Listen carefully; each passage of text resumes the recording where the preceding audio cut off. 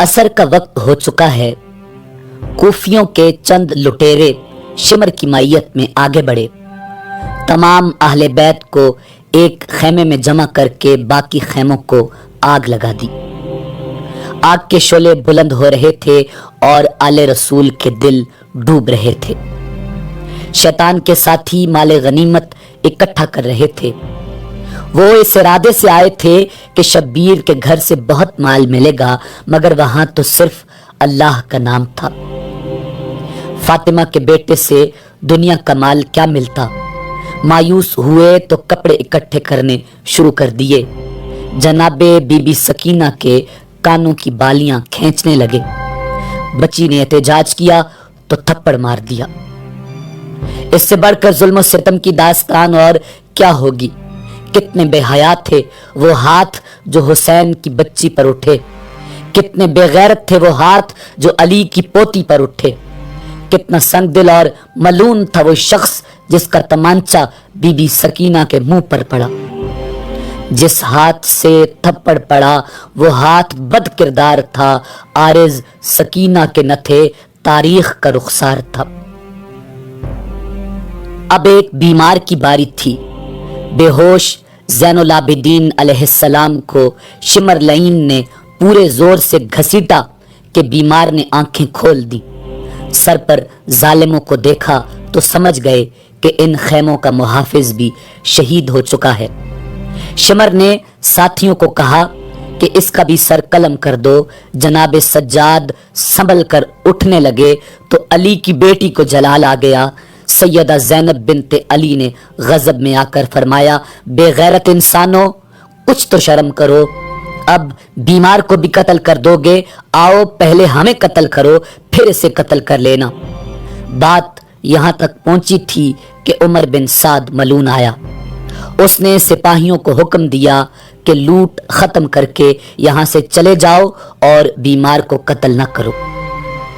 अहले बैत एक ही खेमे में पड़े हुए अपनी हालत जार पर रो रहे थे कि शाम का वक्त हो जाता है और फिर नमाज मगरिब की अदायगी में मसरूफ हो जाते हैं। ये शाम गरीबा है। अब शाम गरीबा आती है। दर्दो अलम में डूबी हुई शाम, खूने शहीदा में लथपथ शाम, अफसुर्दा और निढाल शाम। यजीदी अपने मुर्दारों को दफन करने के बाद अपने पड़ाव में शाम फतह मना रहे हैं और खानदान रसूल की लुटी पिटी शहजादियां एक बीमार के सरहाने बैठी अपनी हालत पर रो रही हैं। प्यासों को चौथी रात हो गई। अब तो भूख प्यास का एहसास ही खत्म हो चुका है। कहते हैं कि गम के वक्त भूख ज्यादा लगती है, मगर गम की भी तो कोई हद होती है।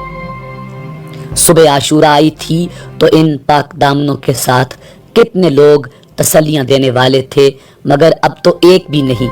कौन सहारा देता? करबला के वहशतनाक जंगल में कौन तसल्ली देने आता? इनके सामने तो एक और इम्तिहान खड़ा था।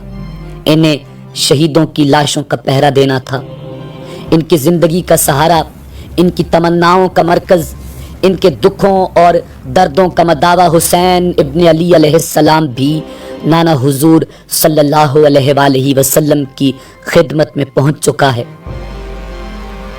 उनका चेहरा सामने होता तो जियारत से कुछ करार आ जाता, मगर सर तो कूफियों के पास था। उस अलमनाक शाम से बढ़कर न कोई शाम दुनिया में आई है और न आएगी। हू का आलम और गजब का सन्नाटा है। कानों में शाएं शाएं की आवाज ऐसे आती है जैसे रेत के जर्रात रो रहे हों, जैसे जमीन फरियाद कर रही हो। सुबह हुई तो फौज यजीद ने अहले बैत अतहार को पाबंद सलासल कर लिया। इमाम ज़ैनुल आबिदीन अलैहिस्सलाम को बावजूद उनकी कमजोरी और बुखार की शिद्दत के जंजीरें पहना दी गईं। असीरान आले रसूल जब शहीदों की लाशों के करीब से गुजरे तो फरियादो फुगां और आहो बुका का वो शोर हुआ कि ज़मीन व आसमान लरज़ कर रह गए। जनाब ज़ैनब बिनते अली सलामुल्लाह अलैहा ने मदीना मुनव्वरा की तरफ रुख करके इस तरह फरियाद की कि सुनने वालों के सीने चाक हो गए। आप अपने नाना जान को यूं सदा पर सदा दे रही थी, वाह मोहम्मद, आह या रसूल अल्लाह, या रसूल अल्लाह, अपने हुसैन को देखें, इसका क्या हाल हो गया है। नाना जान आपकी पुश्त का सवार रेगिस्तान में कटा फटा पड़ा है, तेरा हुसैन खाको खून में डूबा हुआ है। आह या रसूल अल्लाह, सलाम हो या मोहम्मद, देखें आपके हुसैन का सारा बदन टुकड़े टुकड़े हो चुका है, तेरी बेटियां कैदी बन चुकी हैं, हवा इन पर मट्टी फेंक रही है। शिमर और उमर बिन साद वगैरह ने चंद लोगों को असीरों के काफले के साथ रवाना कर दिया। खुली बिन यजीद मलून इमाम अली मकाम इमाम हुसैन इब्न अली अलैहिस्सलाम का सर अक़दस नेज़े पर चढ़ाकर काफले के आगे आगे जा रहा है। रास्ते में एक शख्स मिला जो सूरह काफ की तिलावत कर रहा था। जब उसने ये आयत पढ़ी, अम हसिबत अन्ना अस्हाबल काफ वर रकीम कानू मिन आयातिना अजबा, क्या तुम्हें मालूम है कि मेरी निशानियों में अस्हाबे काफ का और रकीम वालों का किस्सा बड़ा अजीब है।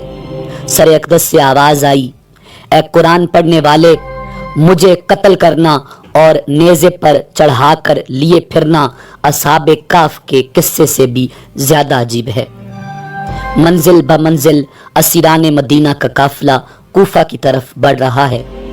आगे चलकर खुली बिन यजीद मलून ने साथियों को काफिले के साथ छोड़कर अपनी सवारी को तेज किया।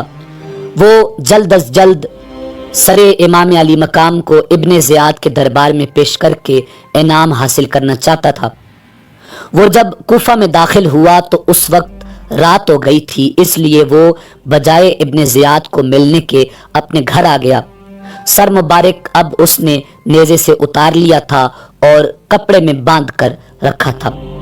बाज रिवायात के मुताबिक उसने सरे हुसैन को तनूर में छुपा दिया। अपने घर गया तो बीवी ने पूछा, क्या लाए हो? बदबख्त कहने लगा, मैंने बहुत बड़ा काम किया है, मैं हुसैन का सर काट कर लाया हूं, जिसका हुकूमत की तरफ से इस कदर इनाम मिलेगा कि तुम खुश हो जाओगी। उसकी बीवी का नाम रिवायात में अनवार लिखा हुआ है। जब उसने सुना तो रोने लगी। वो रोती भी जा रही थी और गुस्से से आग बिगोला होकर खुली बिन यजीद मलून को बुरा भला भी कहे जा रही थी। वो कह रही थी, खुदा तुझे गारत कर दे, तूने जन्नत के जवान का सर काटा है, खुदा तुझे आग में जलाए, तूने फातिमा के लाल का सर काटा है, तू हमेशा आग में जलता रहेगा, तेरा घर बर्बाद हो जाएगा। खोली का ख्याल था कि इनाम का सुनकर बीवी बहुत खुश होगी, मगर खूने हुसैन का इंतकाम शुरू हो चुका था। जिस घर को आबाद करने के लिए खोली बिन यजीद बदबख्त ने वहशत व बर्बरियत की इंतहा कर दी, वो घर बर्बाद हो रहा था। नेक बख्त बीबी ने सर अक़दस को पाकीज़ा कपड़ों में लपेटा, खुशबू लगाई और सामने रखकर रोना शुरू कर दिया। रात रोती रही तो उसको नींद आई और सो गई। फिर एकदम आंख खुली तो घर में नूर की बारिश हो रही थी। उन अनवार की चादरों में लिपटी हुई 4 औरतें सामने खड़ी थीं, जैसे जन्नत की हूरें उतर आई हैं। वो सर अक़दस को बारी बारी हाथों में लेकर कभी चूमती हैं और कभी सीने से लगाती हैं। खोली की बीवी ने बेताब होकर पूछा, आप कौन हैं? उनमें से एक बीबी ने जवाब दिया, बेटी, तुमने हमारे बेटे के सर अक़दस से प्यार किया है, इसलिए तुम्हें बता देती हैं कि हम कौन हैं। मैं फातिमा बिनते रसूल हुसैन इब्न अली की माँ हूँ। ये मेरी माँ जनाब खदीजतुल कुबरा हैं। ये जनाब मरियम हैं, हजरत ईसा अलैहिस्सलाम की माँ, और ये जनाब आसिया हैं, फ़िरौन की बीवी। उस नेक बख्त ने चाहा कि आगे बढ़कर उनके कदमों को बोसा दे, मगर वो अरवाह मुकद्दसा सर अक़दस को बोसा देकर गायब हो गईं। नूर इस तरह फैल रहा था कि खुशबुएं महक रही थीं। सुबह हुई तो खोली की बीवी ने बुर्का ओढ़ा और दरवाजे से बाहर निकल गई। खोली पीछे दौड़ा और मिन्नत समाजत की کہ यूं जीते जी बच्चों को यतीम न करो, मगर वो वापस ना आई और ये कहती हुई दूर चली गई कि तेरे बच्चे इमाम हुसैन के बच्चों से अच्छे नहीं हैं। खोली की बीवी जा चुकी थी और उसका घर बर्बाद हो चुका था। रिवायात के मुताबिक उसके बाद खोली बिन यजीद की बीवी अल्लाह के हुक्म से कहीं गायब हो गई। फिर खोली बिन यजीद ने इमाम अली मकाम इमाम हुसैन इब्न अली अलैहिस्सलाम का सर अक़दस तश्त में रखा और दरबार इब्न ज़ियाद में पेश कर दिया। उबैदुल्लाह इब्न ज़ियाद मलून के हाथों में छड़ी थी। उसने वो छड़ी इमाम अली मकाम के दांतों पर मारकर कहा, मैंने न तो इससे ज्यादा खूबसूरत चेहरा आज तक देखा है और न ही इससे ज्यादा अच्छे किसी के दांत देखे हैं। जनाब ज़ैद बिन अरकम साबी रसूल भी वहां मौजूद थे। उन्होंने कहा, इब्न ज़ियाद, इन दांतों को छड़ी न लगाओ। मैंने रसूलुल्लाह सल्लल्लाहु अलैहि वसल्लम को इन लबों को चूमते देखा है, इस हुसैन को बोसे देते देखा है और रसूलुल्लाह सल्लल्लाहु अलैहि वसल्लम को ये भी फरमाते सुना है कि जन्नत में वही जा सकेगा जो मेरे हुसैन से मोहब्बत करेगा।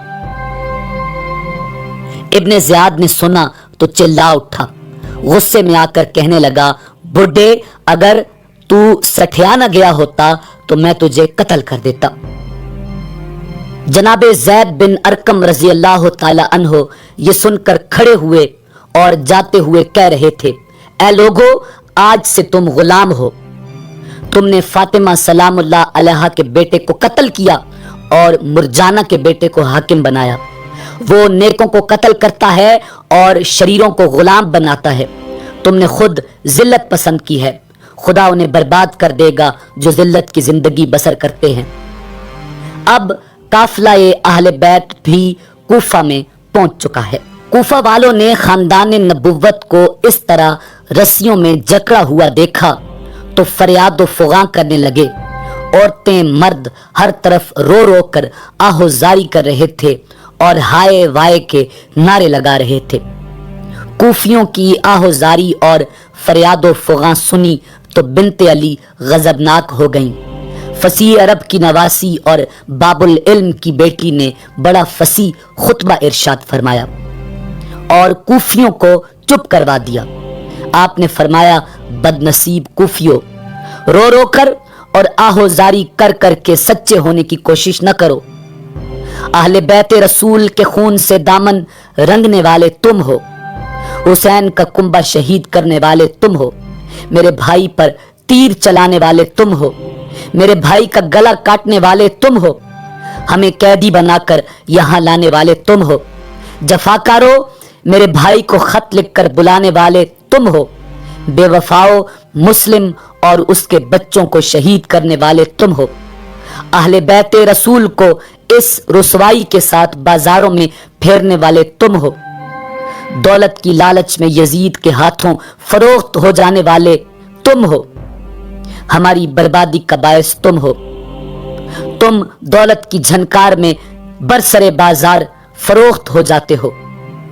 तुम्हें यजीद की दौलत ने खरीद लिया और तुमने यजीद के साथी बनकर गुलिस्तान नबुव्वत को उजाड़ दिया। सैयदा फातिमा का घर लूट लिया, पर्दा नशीनों की रिदाएं छीन ली, नामूस रसूल का बाजारों में जुलूस निकाला। अब हमें रोकर क्या दिखाते हो? तुम्हारे ये आंसू किसी काम के नहीं।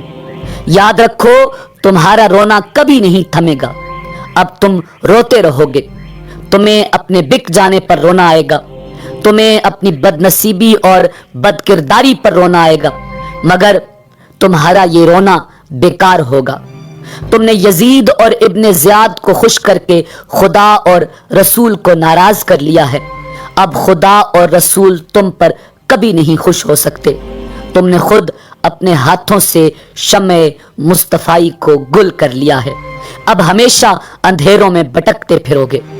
कूफियों ने सैयदा की बेटी की यह हकीकत अफरोज तकरीर सुनी तो नदामत से सर झुकाकर घरों को वापस हो गए।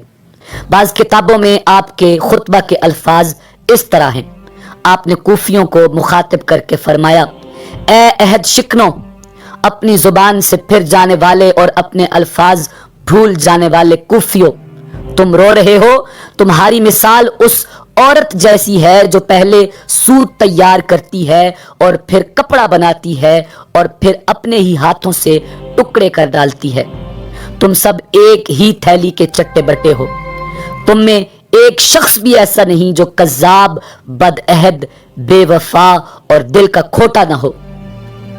تم خوشامدی، مکار، باطل نواز ہو۔ یاد رکھو جو تم نے اپنی عاقبت کے لیے بھیجا ہے وہ بہت برا ہے، تم پر عنقریب خدا کے قہر و غضب کا عذاب نازل ہونے والا ہے۔ کذاب کوفیو، تم میرے بھائی پر گریا اور نوحہ کر رہے ہو، واللہ تمہیں رونا ہی مناسب ہے، تم رو اور خوب گریا کرو، تمہیں رونا ہی چاہیے۔ تم نے بہت ہی بری باتوں کی آرزو کی تھی، وہ آرزویں اب تمہارے دامن کے ساتھ لگ گئی ہیں اور تمہارا رونا تمہارے دامن کو صاف نہیں کر سکتا۔ تم نے نواسہ رسول کو قتل کیا ہے، اس کے خون کے داغ کے دھبے کیسے دھل سکیں گے؟ اس کے قتل کا دھبا کس طرح دھل سکے گا؟ کوفہ والو، تمہیں معلوم ہے کہ تم نے محمد کے کس جگر گوشے کو ٹکڑے ٹکڑے کیا ہے، کون سے عہد کو توڑا ہے، محمد کی کس بیٹی کی بے حرمتی کی ہے اور کس مقدس خون کو تم نے بہایا ہے۔ یہ تمہارا وہ جرم ہے جس کی تلافی نہیں ہو سکتی۔ تم سے وہ حادثہ سرزد ہوا ہے جو تمہیں عذاب میں مبتلا کر دے گا اور پھر آخرت کا عذاب تمہیں ذلیل و خوار اور رسوا کرنے والا ہے۔ اور ہاں، ایسے لوگوں کی کوئی مدد نہیں کی جائے گی، کوئی طاقت خدا کے کاموں میں دخل نہیں دے سکتی اور نہ ہی اس کے انتقام کو کوئی روک سکتا ہے۔ حقیقت یہ ہے کہ تمہارا رب نافرمانوں کی طاق میں لگا رہتا ہے۔ کوفیوں نے سنا تو ندامت سے گردنیں جھکا کر تتر بتر ہونا شروع ہو گئے۔ اور پھر اسیران کربلا کو ابن زیاد کے سامنے پیش کیا گیا تو ظالم نے امام زین العابدین علیہ السلام کو دیکھ کر کہا، اس کو کیوں چھوڑا ہے؟ اس کو بھی قتل کر دو۔ سیدہ زینب بنت علی نے امام زین العابدین کے قتل کا سنا تو جلال آ گیا۔ جناب زینب نے فرمایا، ظالم حجرہ رسول کا آخری چراغ بھی بجھانا چاہتا ہے؟ کیا تم نسل مصطفیٰ کو دنیا سے مٹا دینے پر تل چکے ہو؟ آؤ دل کی یہ حسرت بھی نکال لو، لاؤ تلواریں، پہلے ہم سب کو قتل کرو پھر اسے بھی کر لینا۔ کچھ لوگوں نے مشورہ دیا کہ اس بچے کو قتل نہ کرو تو اچھا ہے۔ ابن زیاد نے پوچھا، یہ عورت کون ہے؟ لوگوں نے بتایا، یہ زینب بنت بطول ہے، علی کی بیٹی اور حسین کی بہن ہے۔ ابن زیاد نے کہا، جبھی تو اتنی سخت اور تیز ہے۔ خدا کی لعنت ہو ابن زیاد کی اس بے حیا زبان پر جس پر آل مصطفیٰ کی شان میں گستاخی کے الفاظ آئے۔ جناب امام سجاد نے فرمایا، پھپھی جان میں اس سے بات کرتا ہوں، اور پھر فرمایا کہ میں بیمار ہوں مگر علی کا پوتا ہوں، حسین کا بیٹا ہوں، تو مجھے جلادوں سے قتل نہیں کروا سکتا، تجھے مقابلہ کرنا پڑے گا، میں تیرے ہاتھ سے تلوار چین کر تجھ پر وار کروں گا۔ ابن زیاد باوجود شکی القلب ہونے کے گھبرا گیا اور پھر جناب زینب بنت علی سلام اللہ علیہ کو مخاطب کر کے بولا، تم قیدی بھی ہو اور تمہارا لباس بھی فقیروں جیسا ہے۔ تعریف اس خدا کی جس نے تم لوگوں کو رسوائی سے ہلاک اور ذلیل و خوار کیا اور تمہارے نام کو مٹا دیا۔ جناب زینب بنت علی سلام اللہ علیہ نے فرمایا، ہزار حمد اور تعریفیں اس اللہ کی جس نے ہمیں محمد مصطفیٰ صلی اللہ علیہ وآلہ وسلم کی نسبت کی عزت بخشی اور ہمیں پاک کیا۔ تو غلط کہتا ہے، رسوائی اور ذلت و خواری فاسقوں کو ملتی ہے اور فاجروں کا نام مٹتا ہے۔ ہمارے حق میں تو آیت تطہیر نازل ہو چکی ہے، انما یرید اللہ لیذہب عنکم الرجس اہل البیت ویطہرکم تطہیرا۔ ابن زیاد ملعون نے کہا، کیا تو نے دیکھا نہیں خدا نے تمہارے ساتھ کیا سلوک کیا ہے؟ जनाब सैयदा ज़ैनब बिनते अली सलामुल्लाह अलैहा ने फरमाया, इन बातों का पता खुदा के हुजूर में पहुंच कर चलेगा। मेरे भाई ने शहादत के मनसब पर फायज होना था, वो हो गया। तुम लोगों ने कातिले अहले बैत बनकर खुदा के सामने जलील ख्वार होना है, सो तुम तैयार रहो। इब्ने ज़ियाद गजबनाक हुआ तो उसके एक साथी ने उसका गुस्सा ठंडा कर दिया कि औरतों की बात का गुस्सा करना मुनासिब नहीं। कुछ देर बाद इब्ने ज़ियाद फिर बोला, खुदा ने तेरे बागी और सरकश भाई और अहले बैत के नाफरमान बागियों की तरफ से मेरा दिल ठंडा कर दिया। जनाब ज़ैनब बिनते अली सलामुल्लाह अलैहा ने सुना तो आप बेइख्तियार होकर रोने लगी। आपने फरमाया, खुदा की कसम, तूने वाकई हमारे सरदार को कत्ल किया है, वाकई हमारे खानदान को मिटाया है, हमारी शाखों को काटा है, हमारी जड़ को कता कर दिया। अगर इससे ही तेरा दिल ठंडा होना था तो हो गया। शैतान इब्ने ज़ियाद हंसने लगा और हंसकर कहने लगा, तूने शायरी शुरू कर दी। तेरा बाप भी शायर था, मगर वो तो बड़ा बहादुर और शुजा था, और तुम रो रही हो। आपने फरमाया, जालिम, ये तो मेरे दिल की आग है जो आंसू बनकर भड़क उठी है। और फिर उबैदुल्लाह इब्ने ज़ियाद मलून ने सिपाहियों को हुक्म दिया कि इन सब को ऊंटों पर बांध दो और हुसैन इब्ने अली के सर को नेज़े के साथ बांधकर पूरे कूफे में फेरने के बाद दमिश्क रवाना हो जाओ। चुनाचे ऐसा ही किया गया। आगे आगे यजीदी नवासे रसूल का सर अक़दस लिए जा रहे हैं और पीछे पीछे असीराने करबला का लुटा हुआ काफिला जा रहा है। इमाम ज़ैनुल आबिदीन बिल्कुल खामोश, बस मुसलसल आंसू बहा रहे हैं। सबके दिल टूटे हुए हैं, सबकी उम्मीदें मुनक़ता हो चुकी हैं। यजीद के नमक खार सिपाही जब भी कोई पड़ाव आता है तो इमाम अली मकाम इमाम हुसैन इब्ने अली अलैहिस्सलाम के सर अक़दस को नेज़े पर चढ़ाकर फिराते हैं। ऐसे बदबख्तों पर खुदा और उसके फरिश्तों की लानत हो। एक पड़ाव पर एक ईसाई राहिब ने पूछा कि ये किसका सर है। यजीदियों ने जवाब दिया, नवासे रसूल हुसैन इब्ने अली का। राहिब ने कहा, तुम बहुत बुरे लोग हो, क्या तुम इस सर को मुझे एक रात के लिए दे सकते हो? मैं इसके एवज तुम्हें 10,000 अशरफियां देने को तैयार हूं। लालची तो थे, लालच में आकर दुनिया के कुत्तों ने फौरन कबूल किया और सर अक़दस राहिब के हवाले कर दिया। राहिब ने सर अनवर लेकर पाक साफ रुमालों में लपेटा, अंबर बार जुल्फों को खुशबुओं में बसाया और गोद में लेकर सारी रात रोता रहा। सुबह हुई तो दिल की दुनिया तब्दील हो चुकी थी। मोहब्बत अहले बैत अपना रंग दिखा रही थी। जनाब ज़ैनुल आबिदीन के हाथों पर इस्लाम कबूल किया और यजीदियों को 10,000 अशरफियां गिनकर दी। बाकी माल गिरजा ही में रहने दिया और गिरजा को छोड़कर तमाम उम्र खिदमत अहले बैत में गुजारी। दूसरे पड़ाव पर यजीदी उन अशरफियों को तकसीम करने लगे तो वो मट्टी की ठीकरियां बन चुकी थीं और हर ठीकरी के एक सिमत में लिखा था, और हरगिज अल्लाह को जालिमों के कामों से गाफिल न समझना। काफिला जब बहरान पहुंचा तो एक यहूदी यहया नामी मिला। उसने सर हुसैन नेज़े पर देखा तो पूछा, ये किसका सर है? यजीदियों ने कहा, हुसैन इब्ने अली का।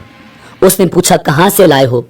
उन्होंने कहा, करबला में इनके खानदान को कत्ल करके अब इस सर को यजीद इब्ने मुआविया के दरबार में पेश करेंगे। यहया ने सुना तो मुश्तइल हो गया। उसने कहा, तुम्हें इस फख्र से वाक़या बयान करते हुए शर्म नहीं आती? तुम इंतहाई बेगैरत हो। इस्लाम लाकर भी तुमने आले रसूल को शहीद कर दिया। तुम्हारा हशर इंतहाई खौफनाक होगा।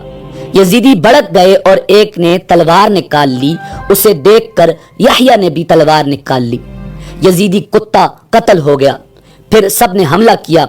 यहया ने 4 और यजीदियों को कत्ल कर दिया और फिर यहया को उन यजीदियों ने कत्ल कर दिया।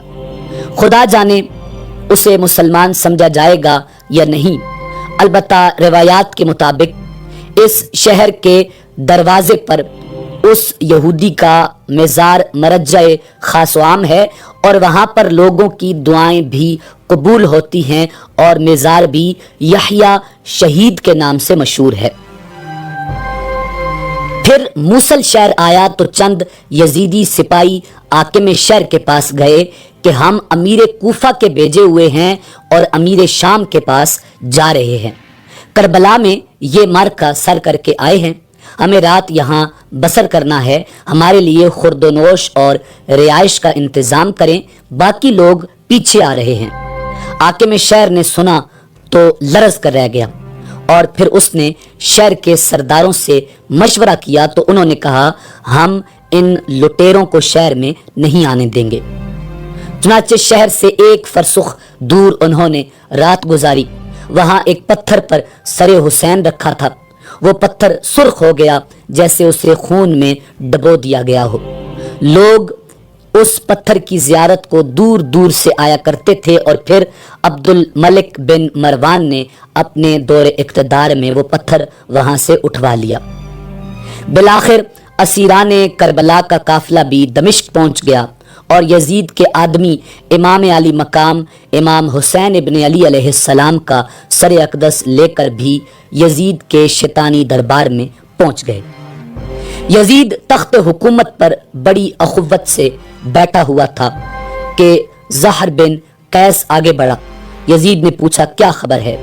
اس نے کہا سب ٹھیک ہے، حسین 18 آدمی اہل بیت کے اور 60 کے قریب حمایتیوں کے ساتھ آیا ہوا تھا، ہم نے اسے اطاعت امیر پر مجبور کیا لیکن اس نے انکار کر دیا، پھر ہم نے انہیں صبح ہوتے ہی اس حالت میں قتل کر دیا کہ اس کے ساتھی آگے آگے بھاگتے پھرتے تھے اور چھپتے پھرتے تھے، اس کے تمام ساتھیوں کے سر کاٹ کر کوفہ لائے گئے ہیں اور ان کی لاشیں چیلیں اور گدیں نوچ رہی ہوں گی۔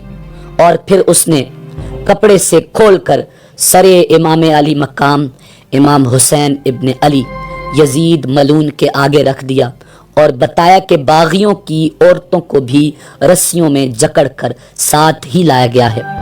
یزید نے سر امام کو دیکھا تو مکروہ چہرہ کھل گیا اور پھر اس نے قیدیوں سے دربار میں حاضر ہونے کا حکم کیا۔ یزید کے دربار میں یہودیوں کا ایک عالم بھی بیٹھا ہوا تھا۔ جب اسے پتہ چلا کہ نواسہ رسول امام حسین ابن علی علیہ السلام کا سر ہے تو اس نے کہا کہ تم کیسے مسلمان ہو؟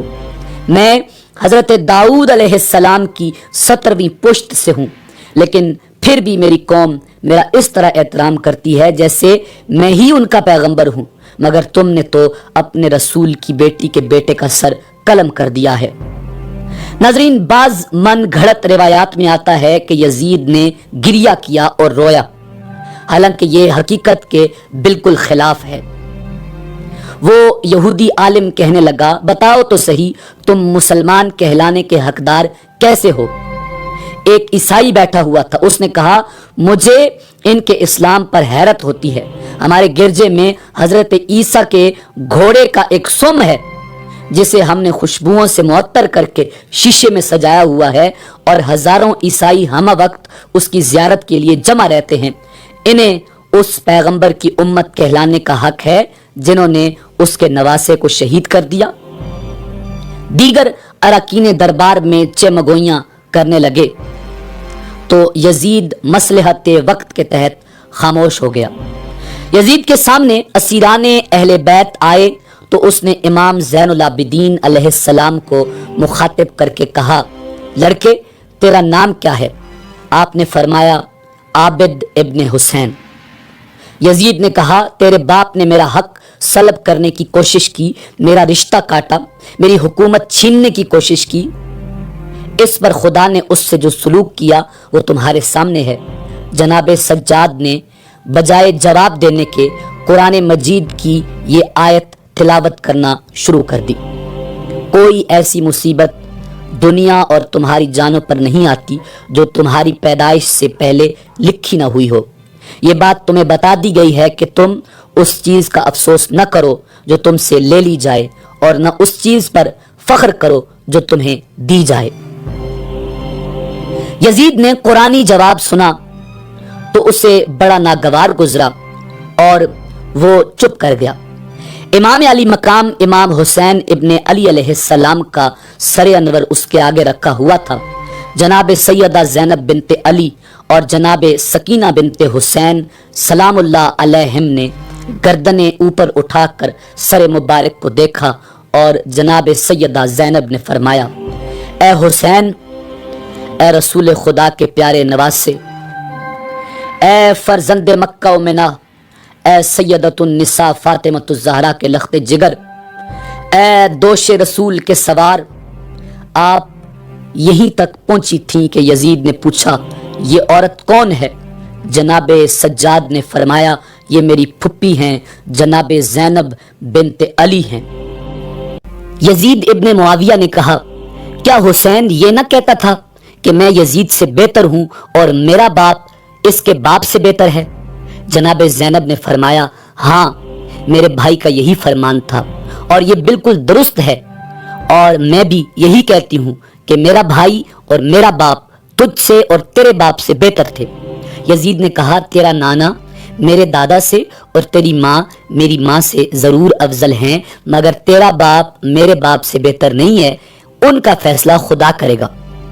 सैयदा ज़ैनब बिनते अली सलामुल्लाह अलैहा ने फरमाया, खुदा के फैसले से पहले दुनिया की आंखें भी फैसला कर रही हैं। यजीद ने और भी बढ़ चढ़ कर बहुत सी बातें की और फिर अपने बड़ों का नाम लेकर शेर पढ़ने लगा, जिनका मतलब ये है, काश आज मेरे खानदान के वो लोग मौजूद होते जिन्हें जंग बदर में कत्ल किया गया था, तो खुश होकर मुझे शाबाश देते कि तुमने बनी हाशिम के बहुत बड़े सरदार को कत्ल करके बदर के दिन का बदला ले लिया है। और फिर मलून ने छड़ी इमाम अली मकाम इमाम हुसैन इब्ने अली अलैहिस्सलाम के लबों पर लगाकर कहा, तूने इसी मुंह से मेरी खिलाफत का इनकार किया था। जनाब सैयदा ज़ैनब बिनते अली सलामुल्लाह अलैहा ने फरमाया, यजीद, हुसैन तेरी खिलाफत को कैसे तस्लीम कर लेते जबकि अब भी तेरी बातों से कुफ्र की मोहब्बत और इस्लाम से दुश्मनी की बू आ रही है। तू बदर के मकतूलों का इंतकाम नवासा रसूल से लेने का इकरार कर रहा है। तेरे सीने में खानदानी अदावत और कीना परवरी की आग भड़क रही है, जो तूने मेरे बेगुनाह भाई को शहीद करके ठंडी कर ली है।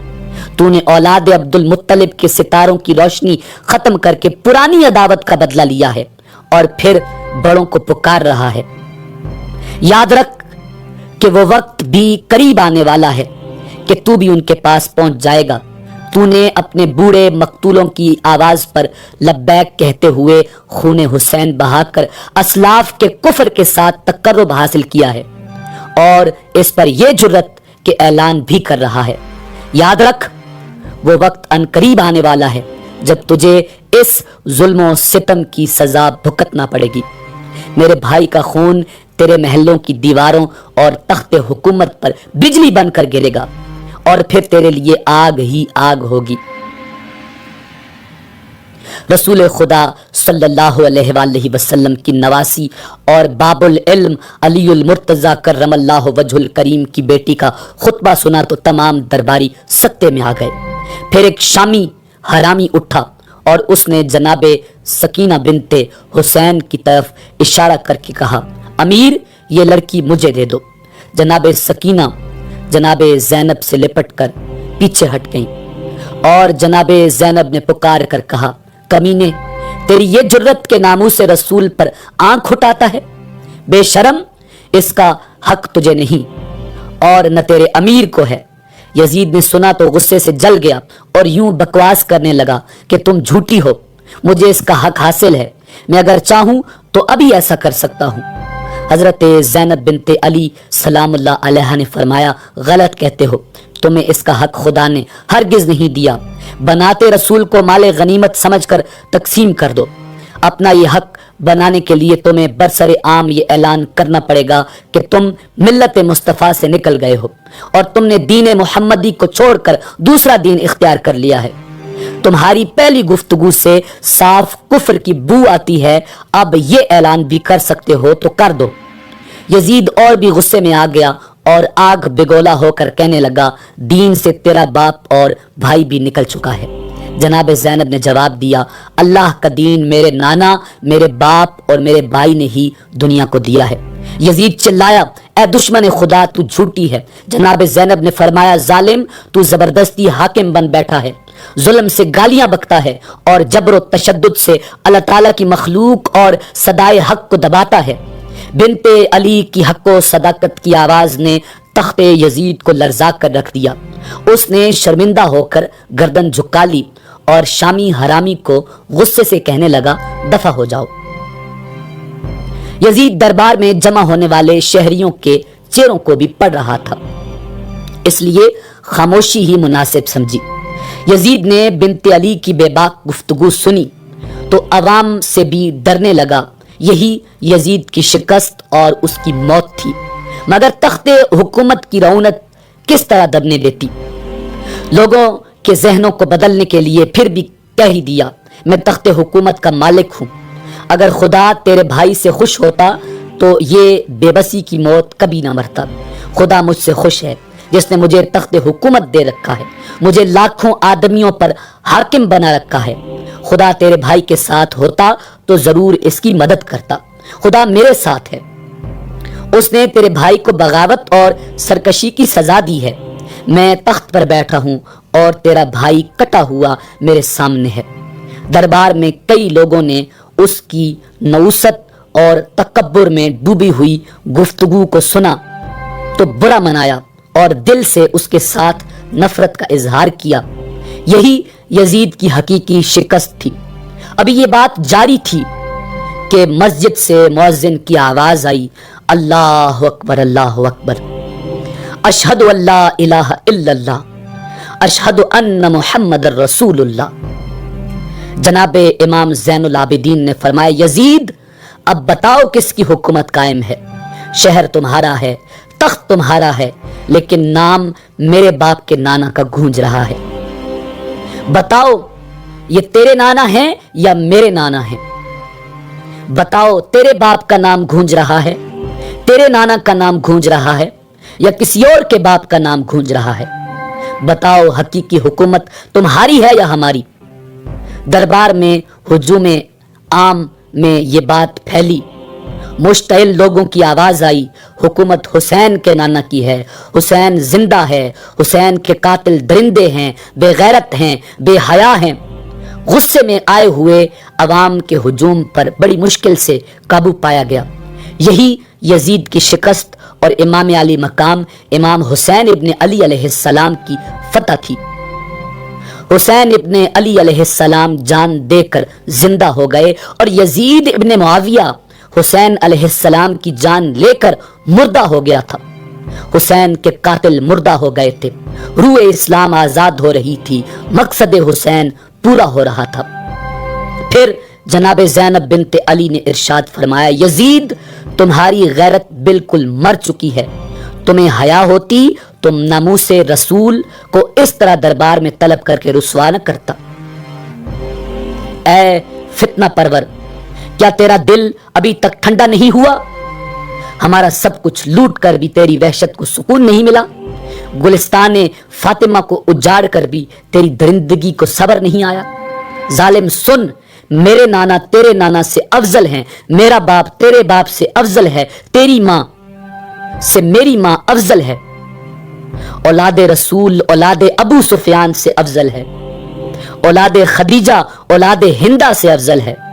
پھر تجھے یہ خیال کیوں نہ آیا کہ ابو سفیان کی بہو بیٹیاں تو پردے میں بیٹھیں اور محمد عربی کی بہو بیٹیاں اس طرح برسرعام تیرے دربار میں قیدی بن کر کھڑی ہوں؟